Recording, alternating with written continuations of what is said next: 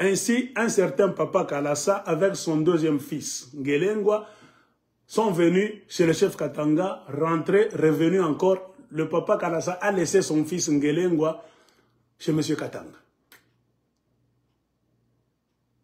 Pour faire quoi? Récupérer les ivoires qu'on allait amasser et les laisser chez M. Katanga, le chef Katanga. Donc son père allait venir et les prendre. Son fils était resté chez Katanga comme pour le business. Pour donc maintenir la connexion avec son père qui allait faire des va-et-vient avec des caravanes. C'est ainsi qu'ils sont rentrés à un moment donné, quand il a commencé à grandir. Ce Ngelengwa-là est revenu lui-même maintenant. Comme son père était devenu fatigué, lui-même maintenant est revenu. Parce qu'il connaît les routes déjà, il connaît le business, il connaît les chefs. Il s'est assis avec beaucoup de chefs. Était-il revenu avec une bonne idée? Ce n'est pas moi qui le dis. Les Américains, les Belges, les Suisses, les Anglais le décrivent qu'il était revenu avec une ruse pour prendre les royautés, les chefferies des gens qui l'ont accueilli avec son père dans le passé. Ainsi, il a fait trop de gaffes. Alors, comment est-il devenu Moussiri? Un homme. Qu'est-ce qu'il écrit? Quoi qu'il en soit, on sait ce qu'il advint. Et comment Ngelengwa, fils de Kalasa, érigea son empire, dont il étendit les limites jusqu'à la crête Congo-Zambèze, au sud, le Luapula à l'est, la Louvoua au nord et le Lualaba à l'ouest. Il avait fixé sa capitale près de la rivière Lunkeya. C'était Lunkeya. Près de la rivière Lunkeya, d'où est venu le nom de la terre Bunkeya. Sa résidence était appelée Mukuru, nom qu'on retrouve chez les Wanyamwezi, pour désigner la résidence d'un Munungwa. Ils s'appellent aujourd'hui Munangwa chez eux maintenant, ou grand chef. Et pour perpétuer sa gloire, écoutez maintenant très bien, ce Ngelengwa-là avait pris le nom de Mushidi. Le vrai nom, ce n'est pas Moussiri, c'est Mushidi. Ouvrez les oreilles. Il avait pris lui-même, il s'est assis comme ça, il est Ngelengwa.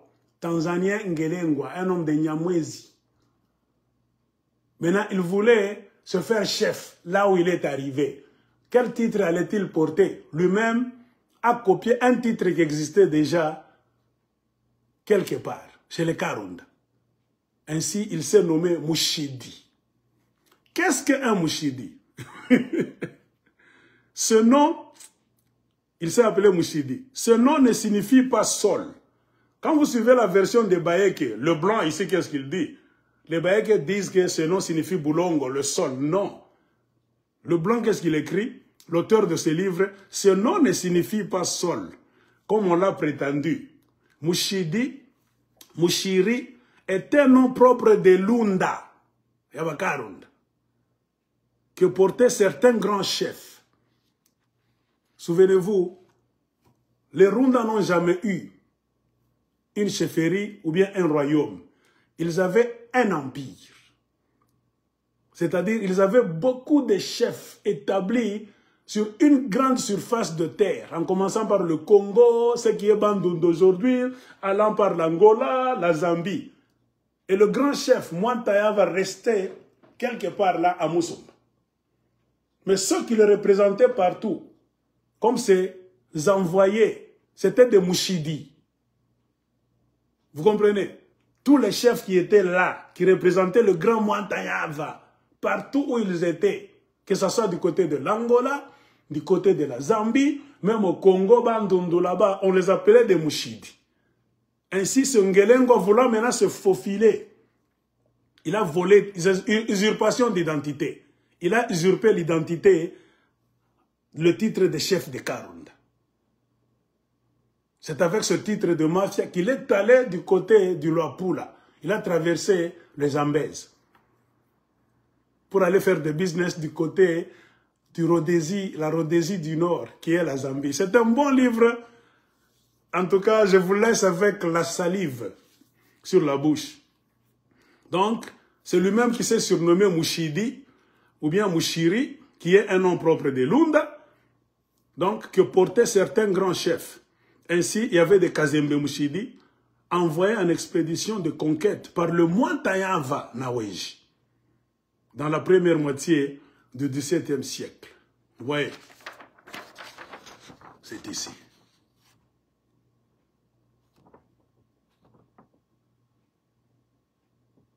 Lisez à partir d'ici. Quand maintenant, il est venu, il voulait s'imposer à partir de E. Et pour perpétuer sa gloire, il, c'est-à-dire quoi, Ngelengwa, il avait pris le nom de Mushidi. Ce nom ne signifie pas le sol, comme on l'a prétendu.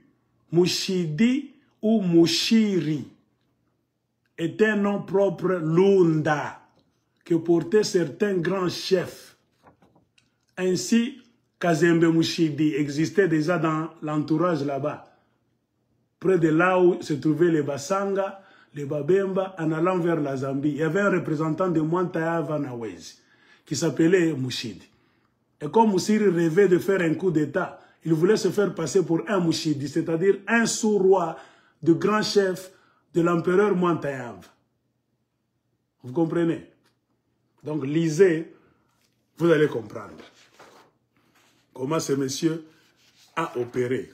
Et c'est cette façon d'opérer qui a fait qu'il a pris, avec le temps, vous allez voir, les terres de Basanga. Donc l'aigle de Kolosi, quand il vous dit une chose, on ne ment pas. Tu peux m'écrire toutes les bêtises du monde et je vous comprends. Et vous croyez que avec cette ignorance-là, vous allez sauver le Congo. Et celui qui m'écrit là-bas, Achabongo, c'est un intellectuel. Quand tu le vois là-bas, peut-être il a 30 ans, 40 ans. Parfois, c'est un papa, il est marié avec sa femme. Ça, c'est un combat intellectuel. Mais je voulais signifier quelque chose. C'est un combat intellectuel. Nous voulons restaurer l'histoire du Katanga et du Congo. J'ai eu beaucoup de documents. Il y a même des professeurs au Congo qui m'ont envoyé beaucoup, qui ont scanné des documents, qui me les ont envoyés dans mon adresse email. Donc, ne vous étonnez pas. La chefferie de Bunkia, nous allons expliquer cette histoire, comment ça s'est fabriqué. Non pas avec nos sentiments, ça sera un livre de citations. Qu'est-ce que Bunkia? Qu'est-ce que Garengaze? Vous avez vu un chapitre sur Garengaze? Vous ne savez pas Garengaze c'est quoi? Les Blancs eux-mêmes ont parlé de Garengaze dans ce livre-là. Wagalangaza. Mushiri lui-même, il disait aux gens, hein, Ngelengwa, si c'est tout quoi Wagalangaza. Wagalangaza c'est quoi? Est-ce un royaume? Pourquoi on nous dit aujourd'hui que Mushiri de Bunkeya avec son royaume de Garengaze? Garengaze n'a jamais été un royaume.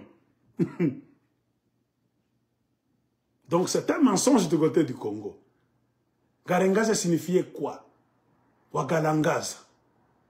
C'est un clan de la tribu de Banyamwezi. Avant que je ne passe, son Ngelengo, quand il est venu, il a rencontré Chef Katanga. Et des Portugais qui étaient passés par là avant les Belges.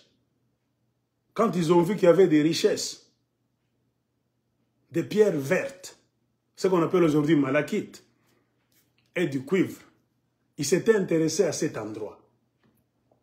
Ainsi, Mushiri aussi en venant, quand il a vu l'ivoire et le cuivre, il était aussi intéressé à cette place. Au lieu d'acheter pour aller ramener à Zanzibar, Nyamwezi là-bas, chez lui, il voulait maintenant revenir. Il a étudié le terrain. Il est resté chez beaucoup de chefs. Il a même tué le chef Katanga. C'est lui. C'est Ngelengo qui avait tué le chef Katanga. Les villageois ont voulu le tuer, il a fui pour aller chez chef Mpande maintenant. Et chef Mpande était devenu vieux, il avait même perdu sa vue, il était devenu aveugle en ce temps-là. Quand ce Ngelengo, cherchant en tant que réfugié chassé par les gens de Katanga, qu'il venait d'empoisonner. Il est allé chercher refuge chez un chef âgé qui ne voyait plus. C'était un Mpande. Tout est écrit ici par les Belges. Les Belges les ont vus comme ça. Moi, je vous avais dit, tout a choqué pour l'épaule. Et qu'est-ce qu'il a fait dans la maison de Mpande? Vous allez regretter. Il a pris Mpande en résidence surveillée. Le vieux qu'il a accueilli. Louis Ngelengwa là-bas, surnommé Msiri, était allé chez Mpande avec toute une armée de ces Tanzaniens-là, les Banyamwezi. Soit disant, nous sommes des amis pour rester là-bas. Or, c'était sa stratégie. Il voulait fabriquer maintenant son royaume. À partir de Mpande, comme il a raté de le faire chez Katanga. Il a empoisonné Katanga, il a fui chez Mpande maintenant. Moutapenda, très intéressante. Tout est ici, je n'invente rien. Si vous voulez tout le temps, comme il sa page, moi, tu n'as pas page 6, tu n'as pas ah, Joe. Moi, je vous dis la histoire de Katanga mingi ni bongo. Il est bon qu'il y a bien. Tout qu'on a définir bien que les ritoka. Lunkeya. Je l'ai à bunkeya. Lo alaba il tokia wapi ya mujue. Kundelungu ni dilungu. Kudilungu. Je dois kundelungu après. Donc, tout est ici. Moi, je vous dis, c'est la science. Nous allons faire une histoire scientifique. Ana ya mbalabala. Atono kale mamambo kwa mbalabala mamatushi. Jutangara tunacheka. On ne dérange personne. On n'indispose personne. On dénigre personne. C'est un débat scientifique. Et partout au monde, la science n'a pas de nationalité. C'est-à-dire, je suis protégé déjà par la communauté internationale. Tu viens m'attaquer, que tu sois même de la famille de Godefroy Mounongo Junior. Tu peux le faire si tu veux. Je vais te porter plainte à l'UNESCO. Aux États-Unis, la FBI va aller à ta maison. Si tu es en Amérique, on te déporte même. Au Congo, vous pouvez empêcher aux gens de penser. En Occident, on va même encourager. Quelqu'un qui veut donc refaire l'histoire en montrant les pièces à conviction écrites par les explorateurs, les Belges eux-mêmes, les Suisses, les Américains, les prêtres qui étaient venus, les missionnaires. Comment est-ce qu'ils voyaient l'homme venir? Comment est-ce que l'homme a grandi? Comment est-ce que l'homme a monté en puissance? Comment est-ce que l'homme a matraqué tout le monde autour de lui? Comment est-ce que l'homme s'est imposé? Comment est-ce qu'il a pris le titre de Mushidi de Bakarunda? Lui qui était Ngelengwa. Je fais des recherches. Toi, tu me veux le mal. On n'a pas de gagné. Mouton FBI est à chouk. Partout où tu es. Moi, je vais dire non. Moi, je n'insulte personne. Je suis en train d'écrire un livre d'histoire, comme tout le monde le fait. Et nous n'allons pas nous arrêter seulement chez Garengaze, Bayek, non. Car si tu lis ce livre, il y a eu collusion entre les Wanyamwezi là, Ngelengwa, alias Musiri, avec les Balubakat. Il y a beaucoup d'histoires de Balubakat à l'intérieur, beaucoup d'histoires de Bakarunda à l'intérieur, beaucoup d'histoires de Bassanga. En bref, si un blanc qui passe par là, il décrit que le village n'était pas clôturé. Hein? Attends, je vous montre quelque chose. Les parcelles du village n'étaient pas clôturées. Les gens vivaient très bien, en toute liberté. Quand ils ont commencé à clôturer leurs parcelles, en creuser des tranchées devant leurs parcelles, en mettant des pics là-bas, des arbres, tout ça, créer donc des clôtures pour empêcher aux gens de l'extérieur d'entrer. C'est quand les Banyamwezi là de la Tanzanie, avec Musiri surtout, ont commencé à venir avec les mousquets, les poupous, les carabines, tuer les gens du Katanga pour les prendre en esclavage afin d'aller les vendre. Ils faisaient des razzias. Donc, ils arrachaient les enfants à leurs parents comme ça, tout ça. Et c'est leur activité méchante qui a fait que du côté de Katanga, maintenant, les gens ont eu un système de construire leur maison, mettre des parcelles autour, dans des clôtures autour de leur maison. Et quand on demande aux gens, vous avez peur de quoi? Ils disaient, il y a quelqu'un qui vient enlever nos enfants pour aller les tuer et les vendre. Il est comment? Non, nous avons peur de ces messieurs-là parce que ni mutu mubaya sana. C'est écrit même en Swahili, attends, je vais vous faire lire. Comment est-ce qu'on voyait Moussiri? C'était la terreur. Moussiri, c'était la terreur. Ils ont écrit quelque part là, l'expédition des Blancs est arrivée, ils ont trouvé un village là désolé. Ils ont dit, hey, comment vous vivez dans la peur? Les villageois ont eu peur et sont sortis. Au moyen de la traduction là-bas, des interprètes qui existaient déjà, ils ont dit, il y a quelqu'un, Mouchidi. Donc les Blancs étaient obligés de le tuer. Et quand il était tué, c'était la fête. Autour, les ma village, j'ai ma chefferie, vont à piquer à car un criminel de moins qui nous tuait, qui vendait nos enfants, c'est écrit dans le livre, je vais vous le faire lire, comment les gens ont applaudi. Ils pouvaient maintenant respirer, plus de banditisme, plus de tuerie.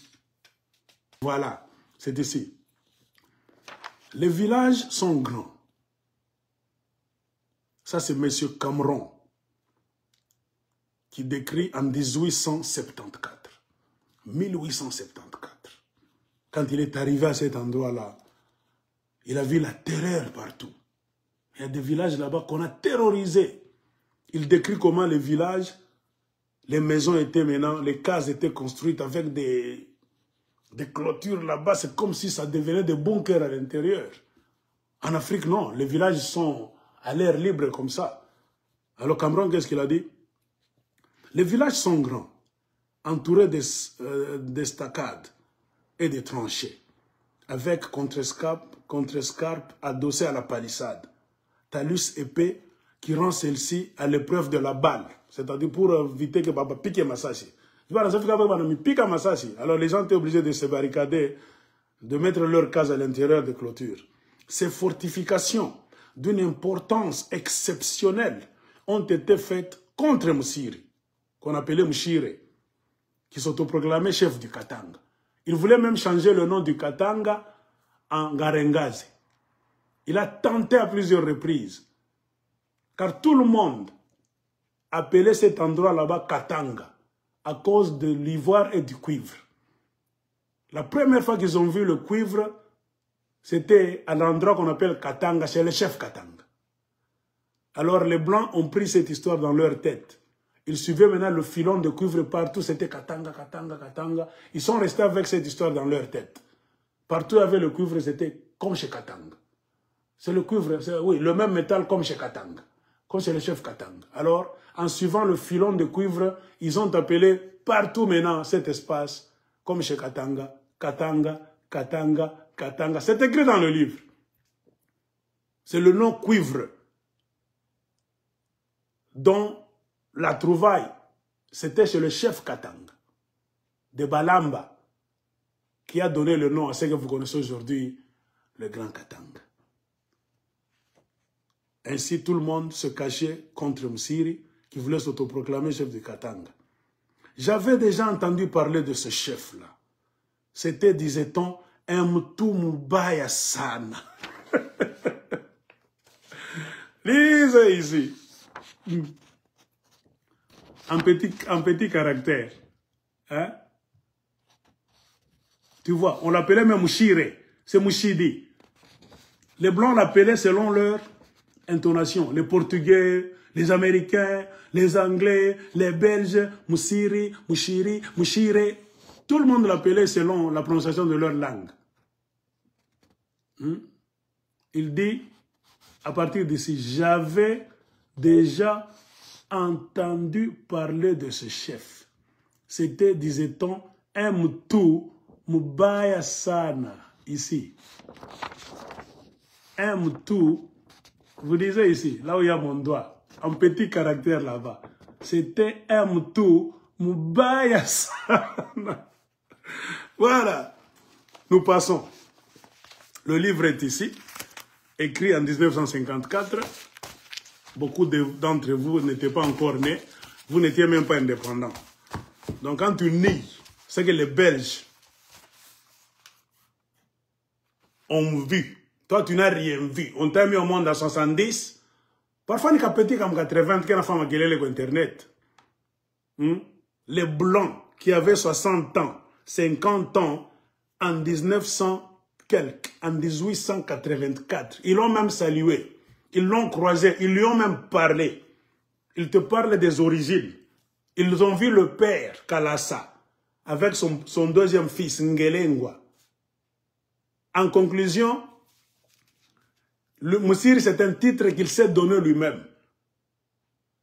Donc, pour infiltrer la chefferie de Baka Lunda, chez les Lunda, c'est là où il y avait des Mouchidi, qui était le chef représentant, le grand chef Mwantiaf qui était resté à Moussumba. Lui aussi s'est fait passer pour un Mouchidi, pour mieux aller du côté de la Zambie, en se faisant passer pour l'envoyé de Mwantayava aussi Mouchidi, afin d'aller faire des razzias, conquérir, détruire, prendre les gens et les amener chez les Banyamwezi. C'était comme ça. Il a plusieurs fois essayé de changer le nom Katanga en Garengaze. Garengaze, c'est quoi? C'est le nom de leur clan. Ils sont les Banyamwezi, leur grande tribu là, Banyamwezi. À l'intérieur, il y a trop de clans. Parmi les clans, il y avait un clan qu'on appelait Wagalangasa. Wagalangasa. Lui-même se frappait la poitrine. Si, tout comme Wagalangasa. Quand il est arrivé, ah, comme Galangasa, ouais. Et beaucoup de blancs anglais qui étaient passés par Tabora, tout ça, Zanzibar, ce qui est la Tanzanie aujourd'hui, connaissaient l'histoire de sa famille. Il dit oui. Lui et son père, qu'est-ce qu'ils faisaient là-bas? Ils ont commencé à transporter les marchandises des Arabes. C'est comme ça que Ngelengo a commencé avec son père. Il transportait d'abord les marchandises dans les comptes des Arabes. C'est comme ça qu'ils ont commencé leur business. Ils sont venus rencontrer même Typotype, quelque part au Congo. Et en connaissant maintenant l'endroit, et le petit Ngelengo grandissant, son père vieillissant, il voulait maintenant prendre le business de son père. Achat d'ivoire, du cuivre, razzia, attraper les êtres humains pour aller les vendre chez les Arabes qui étaient posés à Tabora, Zanzibar. On les amenait où? En Oman, car c'était le sultan d'Oman qui avait créé ce poste-là de Zanzibar. Donc, retenez une chose, le monsieur s'appelait Ngelengwa. Moussiri, c'est un titre de Karunda. Donc, c'est l'avant-goût. C'est pour vous dire que le livre est en train d'être écrit déjà. Et nous passons